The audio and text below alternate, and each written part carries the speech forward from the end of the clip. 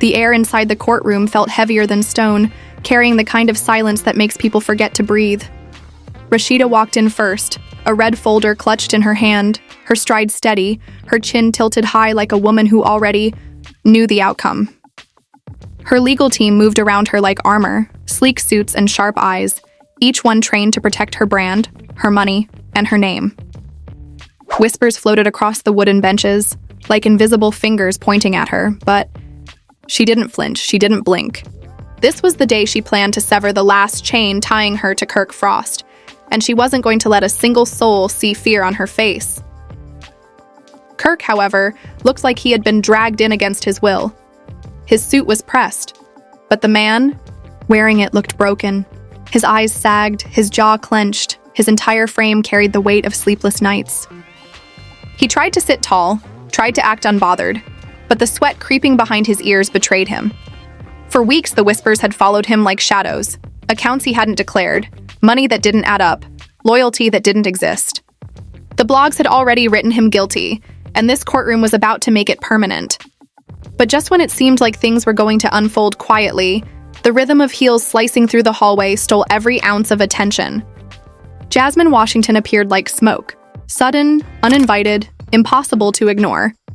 She wasn't on the docket, wasn't even expected, yet there she was in a burgundy dress that clung to her curves and gleamed under the courtroom's harsh fluorescent lights. She didn't wait to be asked why she came. She didn't bother to sit quietly in the back. In her hand was a thick vanilla envelope marked confidential, and with one look at Rasheeda, she tilted her chin and delivered 5 words. That froze the air. This divorce ain't the end. The room cracked open like thunder. Rasheeda turned her head slowly, her face carved in calm steel. Kirk stiffened, eyes darting between the two women like a man realizing his sins had finally grown legs, and walked into the room. Jasmine didn't blink. She smiled. That small, sharp kind of smile that tells you the story isn't just beginning, it's about to explode. The judge cleared his throat, already annoyed. "Ma'am, you're not a party to these proceedings, please," but Jasmine raised one finger. "With respect, Your Honor, this affects everything that happens here today." The judge hesitated. His gavel didn't fall, his eyes narrowed. "And you are?"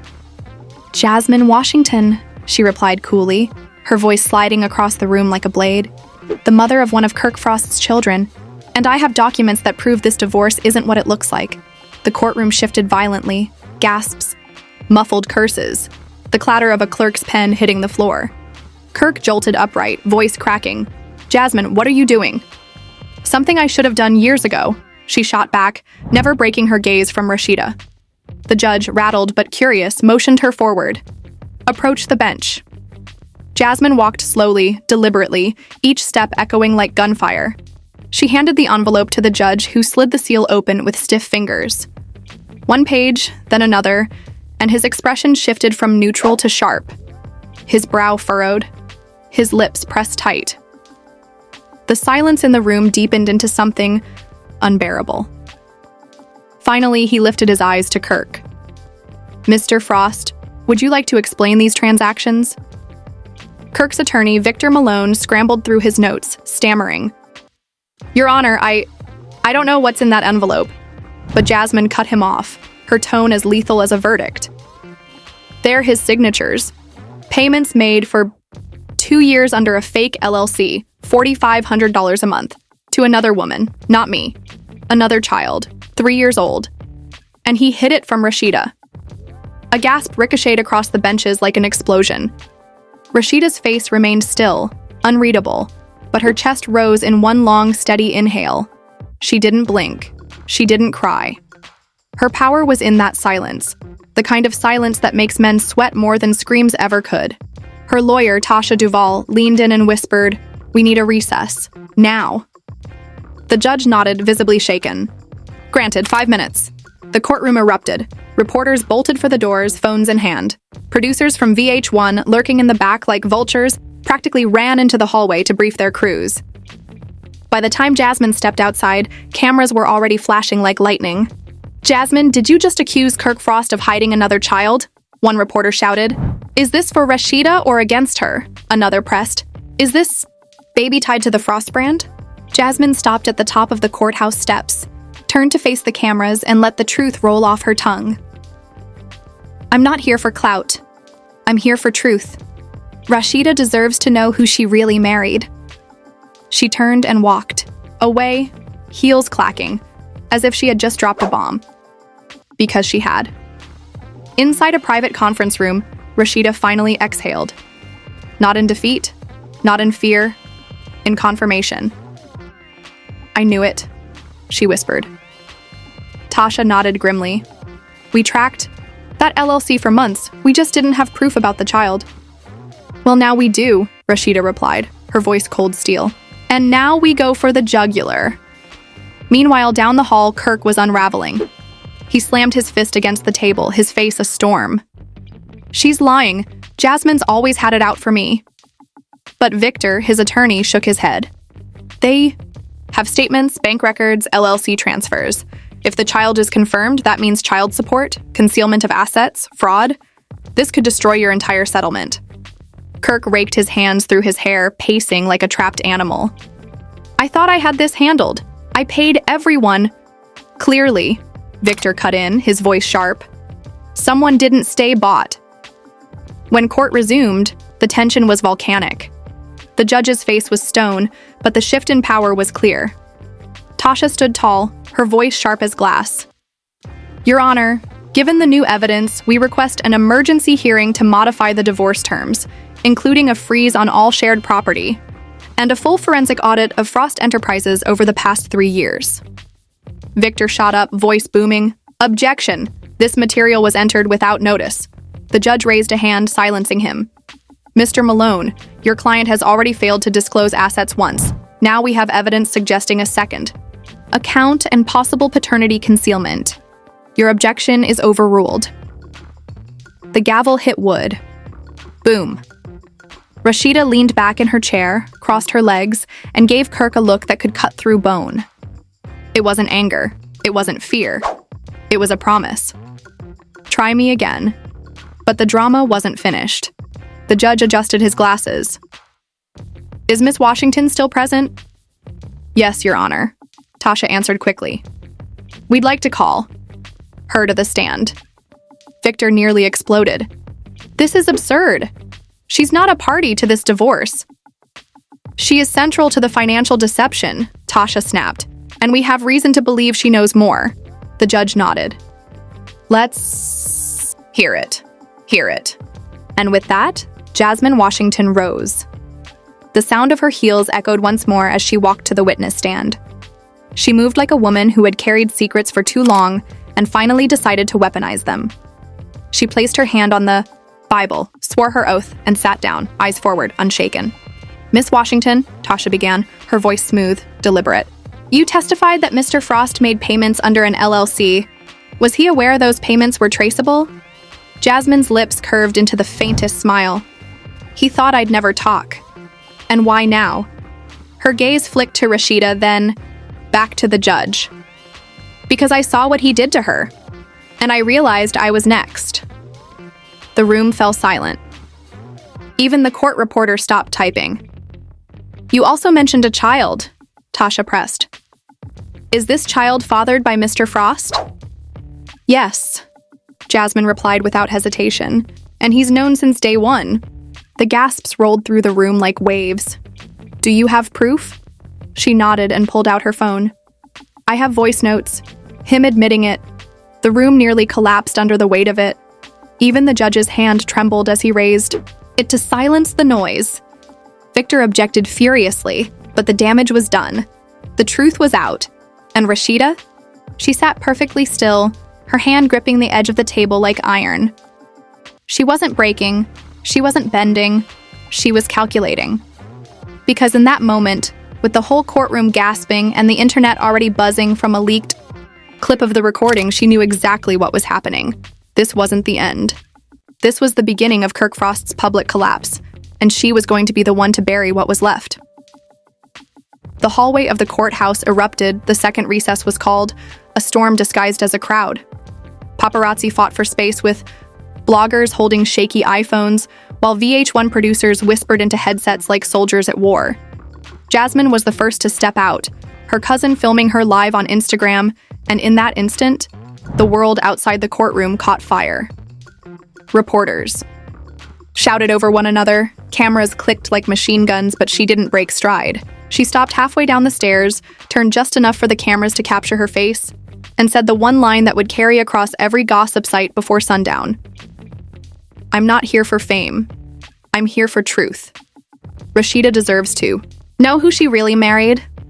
Then she turned away, leaving reporters stunned and viewers glued to their phones. Inside, Rasheeda didn't rush. She sat in a private conference room, still, unshaken, phone pressed to her ear. "Separate my accounts today," she told her mother calmly. "Pull my name off any content tied to his. And let production know if his face shows up in another promo, I'm gone." That wasn't desperation. That was control. After years of protecting an image, she was now protecting herself. Meanwhile, Kirk Frost was unraveling in another room, fists slamming against the table, sweat staining the collar of his shirt. "She's lying!" he yelled. "Jasmine's always wanted to ruin me." His lawyer, Victor Malone, didn't match his energy. He sat slumped, his tone low but sharp. "They have documents, Kirk. Bank records, transfers. If that child is confirmed, you're not just looking at adultery. You're looking at fraud. That means concealed assets. That means criminal." Kirk paced like a trapped man, muttering, "I paid everyone. I kept it under control." Victor cut him down with one sentence. Clearly, someone didn't stay bought. When court resumed, the tension was suffocating. Jasmine took the stand, her voice steady, her testimony landing like bullets. She spoke of the LLC, the payments, the child. She played the recordings of Kirk's voice admitting to what he had hidden. The judge allowed them into record, brushing aside Victor's objections. Every gasp in the courtroom made it clear this wasn't just scandal anymore. This was evidence. And then came the twist no one expected. Just as the session adjourned, another woman stepped forward. She wasn't styled like Jasmine, didn't look like she belonged on TV, but the envelope in her hand was heavier than any statement. She dropped it at Kirk's feet. "I didn't know where to send this," she said, her voice trembling but firm. "So I brought it myself." Inside the envelope was a DNA test. Official, signed, and undeniable. Another child. 4 years old. Rasheeda snatched the papers from Kirk's hand, scanned them, and exhaled through clenched teeth. Her voice was calm, but cutting. Another one. The woman's name, Maya Lynette, spread online within minutes. Her own Instagram story confirming the truth. "DNA don't lie. My son deserves to know who his father is. And apparently, he ain't the only one." The internet exploded. Hashtags. Trended in minutes. Kirk Frost has 4. DNA exposed. Frost fraud. Memes flooded timelines, comparing Kirk to Nick Cannon, dubbing him Atlanta's hidden daddy. Even fans who once defended him turned their backs. Back inside, Rasheeda's team moved quickly. Tasha Duval filed for an expanded asset freeze before the court recessed again. "This isn't just adultery," she told the judge. "This is systematic deception." Papers were stamped before Kirk could even argue. His lawyer looked defeated. His empire was crumbling in real time, and while producers outside were salivating, circling the courthouse like vultures, Rasheeda wasn't interested in TV. She was interested in power. That night, she posted a short video on Instagram. No makeup, no filters, just her voice. "I stayed silent for years, protected people who didn't deserve my peace. But I'm done protecting. I'm building my empire without the lies." The caption read, "New era, no Kirk." Within an hour, the clip had 1 million views. The Shade Room reposted it, fans flooded her comments with support, and hashtags celebrating her strength replaced the ones mocking his downfall. Meanwhile, Kirk went dark. No posts, no appearances, no statements. But silence never lasts forever. By Friday night, he broke with the most predictable move of all, a Notes app apology. "I never claimed to be perfect. I've made mistakes. I never meant to hurt the mother of my children. Please respect our privacy as we navigate this difficult time." The comments shredded him. "Privacy? You weren't private at Magic City. This is your 87th mistake. Bro, buy a printer. Enough with the Notes app." And then came the final blow of the week. Jasmine returned, this time not with papers, but with audio. A recording of Kirk, laughing, admitting he never loved Rasheeda the same after season 6. That he only stayed for the brand. That he had backup plans if she ever walked. The final line was the dagger. She thinks she's got power, but I'm the one with the money. The money was frozen. The recording was now evidence. And the silence in Rasheeda's face when she heard it wasn't weakness. It was calculation. Because with that clip, she wasn't just walking away with freedom. She was walking away with everything. The courthouse was no longer just a building for legal proceedings.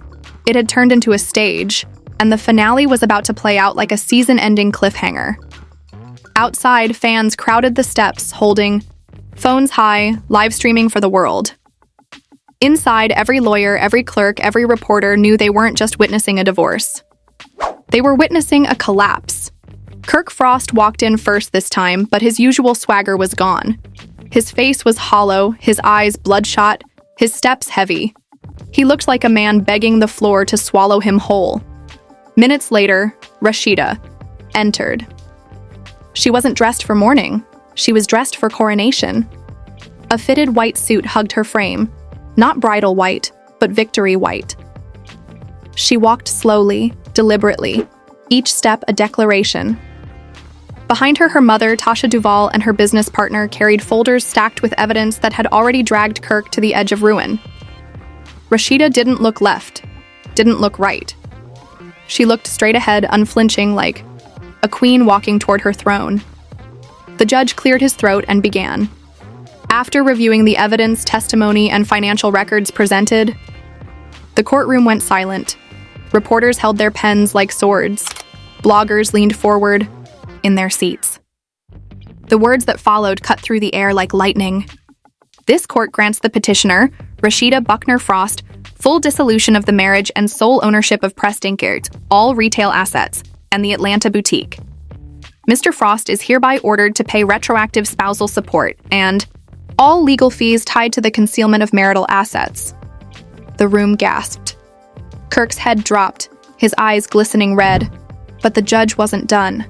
Furthermore, pending investigation into allegations of business embezzlement, Mr. Frost is prohibited from liquidating or transferring any joint accounts under penalty of law.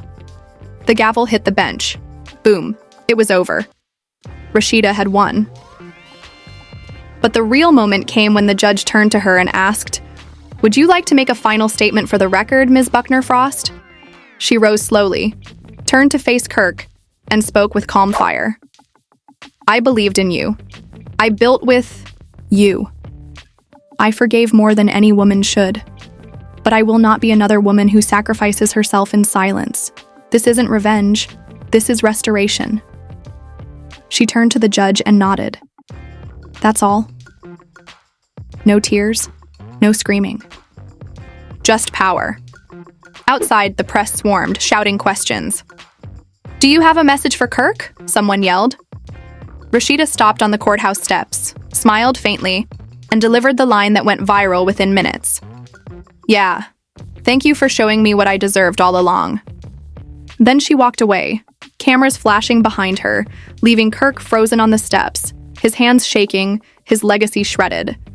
But if anyone thought that was the end, they underestimated the storm.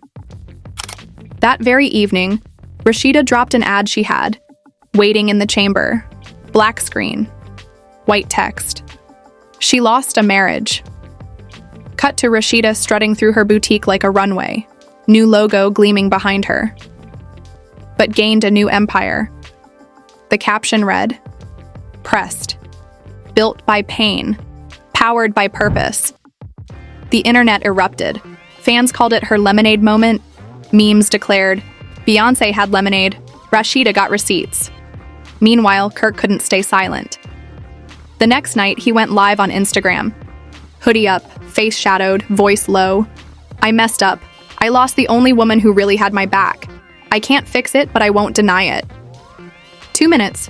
No excuses, no fight left, just shame. Then the live ended. But the saga wasn't done tearing through Atlanta.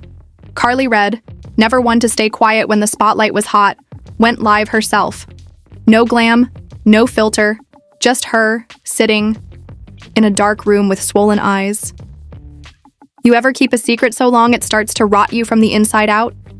She asked her followers, tens of thousands piling into her live within seconds. Then she pulled out an old iPad, entered a passcode, and played a recording. Kirk's voice filled the speakers, laughing, moaning, confessing. You know I can't leave Rasheeda, not with everything tied under her name. But this, you're my piece. The comments exploded. Not Carly, too.